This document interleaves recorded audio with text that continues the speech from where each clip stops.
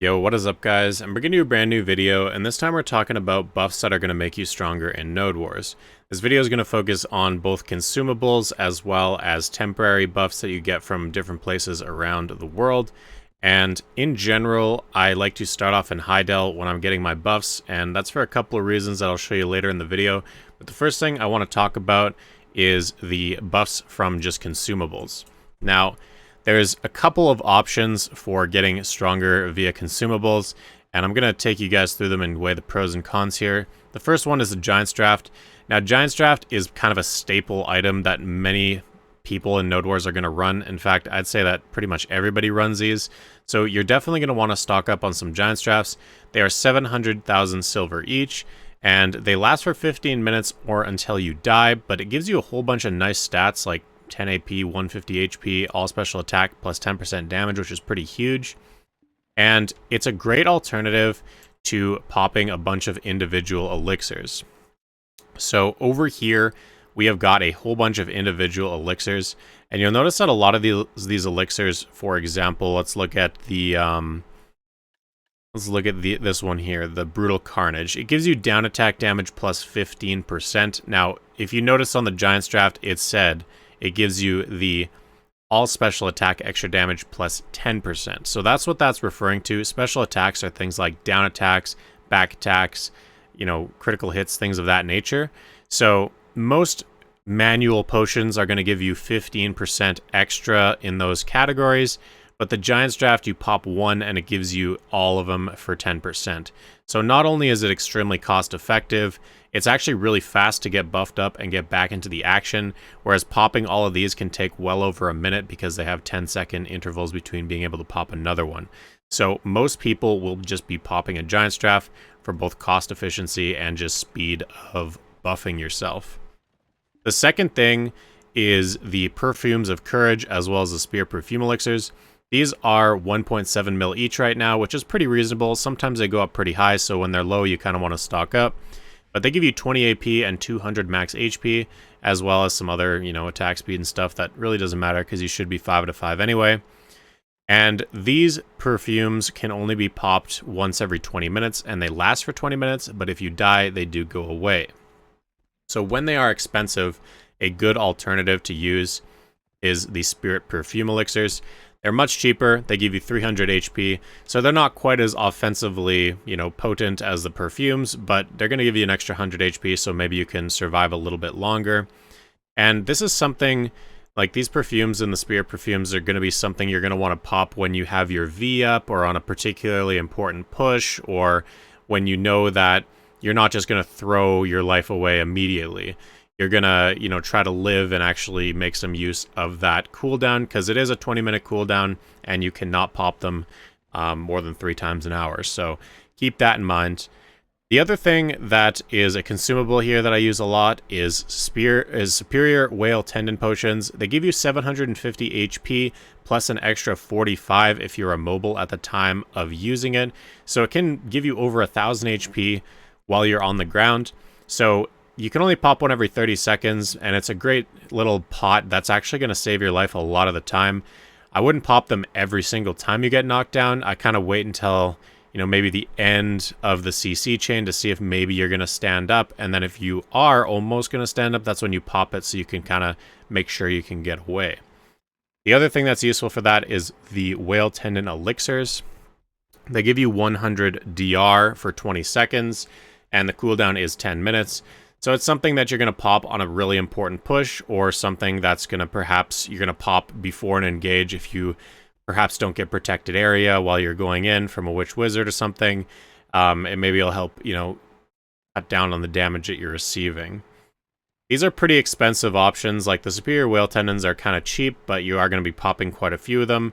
Whereas the Whale Tendons, they're more expensive, but you're popping very few of them. So ultimately, it is going to cost you some money to participate in Node Wars, but a lot of that money should be reimbursed to you via your guild payouts. So if you do want to frag out and, help win wars, then these types of elixirs and consumables and perfumes are kind of what I use. And then obviously, you're going to want to have HP potions, and you're going to want to have WP potions. So going over here to Laura, you can purchase some extra large HPs, And if you're a mage, you'll buy some MP, and if you're, you know, a Zerker like me, you get WP. If you're a Valk, you'll get SP, things like that. And yeah, you're going to want more HP than you do, you know, MP or WP or anything like that. And make sure that if you do have some storage maids or marketplace maids, that you are putting extra pots where you are fighting. So if you're fighting at Olvia Coast, you're going to want to make sure that you have some extra potions in Velia so you can storage made some potions to you if you're running low, because if your supply depot goes down, you're not going to be able to buy extra pots and you're going to have to go to town, which will waste time. So make sure that you stock up on extra potions in places that you know you're going to be fighting. So usually I just leave a bunch of extra pots in Velia, Heidel, Galfion, Alta Nova, and all the way in Valencia. Alternatively, if you have a lot of marketplace maids, you can just put them in here, and, you know, I have some extra spirit perfumes. If I'm running out, you just throw them into your inventory, and it's easy. So make sure that you, if you are low on weight and you don't think you're going to be able to make it the entire node war without running out of pots, that you do have extras. Now, in terms of temporary buffs that are super, super useful and going to make you much, much stronger in a war, the first one is the Exquisite Cron Meal. So Exquisite Cron Meal, you probably know about these. They give a whole bunch of different stats: 8 AP, 15 accuracy. They give you evasion rate, HP, stamina, back attack. They give you a lot of great stuff.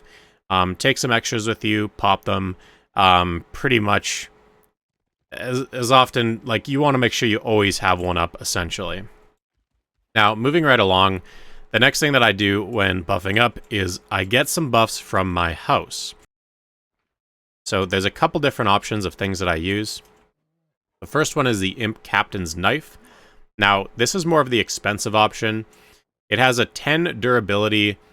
It's a 10 durability tool, which means you can pop it 10 times, and it gives you a buff for 1 hour each time that you pop it. And this doesn't stack, so you can't just pop it twice and get 2 hours, but you can just pop it one time, get the 1 hour. The thing about the Imp Captain's Knife is it is quite expensive. So it is 42 mil, and you get 10 durability on it, which means that for every hour you're popping, it's costing you a little over 4 mil. So it can be a little bit pricey for 15 AP for 1 hour. If you are sort of like pinching your pennies a little bit, maybe you're saving up for an upgrade, you can go for Ancient Camel statues. Now, these are much more cost effective. They only cost, you know, 870,000 or 960,000, and they have 20 durability. So it gives you 9 AP instead of 15, so it's quite a bit weaker, but it's definitely way more cost effective. I would choose to buff up with one of these depending on, you know, where your money's at. The second thing that you're going to want to do is get yourself some church buffs. So navigating over here to the church, there is an apprentice inside, and you can talk right to this guy, and you can buy yourself some Elionism's Blessing attack, as well as protection. Now, that costs you some of these gold bars, 1G. You can get these from any stable, or pardon me, from any storage keeper, and just go to currency exchange and purchase them. It costs you 1 mil to buy these buffs. However, if you look at the buffs you get, they can vary slightly. So you can get all DR plus 3, 5, or 8, and you can get all HP plus 50, 100, or 150. So you can spend a lot more money on getting these buffs and getting better rolls. Every time you talk to him, he'll give you a different set of roll. And it can cost a lot. I've spent as much as 7 mil changing these buffs around. So if you are trying to, you know, save money, I just take whatever you get and hope you get some good stuff. Otherwise, you're going to have to re-roll. So you'll notice on the AP side, so when you purchase the attack, you get AP and accuracy. So I got 5 AP and 3 accuracy. That's not a terrible roll. I might consider keeping that if I was, you know, trying to save money. The DP roll, I got 100 HP and 3 DR. It's not very good. So you can just click and you can get some new ones. And you'll notice that now I got 3 AP and 5 accuracy. So it kind of switched on me there. And then I got 5 DR and 150 HP. So I did really well in the DP. So I might consider going for some more attack. And I get 3 AP and 3 accuracy. I got even worse. So you can see how this can start to cost a lot of money. So you're going to want to take what you can get. Like right there, 5 AP, 5 accuracy, that's perfect for me. I'll take that to a node war and be perfectly happy with the buffs that I have now. And it ended up costing me about, you know, 2.5 mil or something like that. So not so bad. The next buff that you're going to want to go for, now this is a buff I usually get last, so keep that in mind. I'm just kind of showing you here just for the sake of the video, but you can go over here to Carolyn. Now, she has a buff that is called Carolyn's Kindness. It costs 25 energy, and it actually requires you to have a little bit of Amity with her. So you need to have 50 Amity with her. You can play the Amity game. It's pretty easy. Or you can simply just hit the greet button, and it'll take 50 energy for you to gain 50 Amity with her. And then she'll be able to give you the Carolyn Kindness buff. And what this does is it gives you critical hit damage plus 10%. A lot of the attacks that every class does is crits, so definitely you're going to want to, you know, focus on getting that buff. It is only 30 minutes, so it's only effective for the first, you know, quarter of the war, but hey, what are you going to do? It's the best you can get in terms of other little buffs. So at this point, we are going outside of the city so that we can put our tent down. Now, when you have a campsite, it allows you to get villa buffs. And they have an item called Body Enhancement for 90 minutes.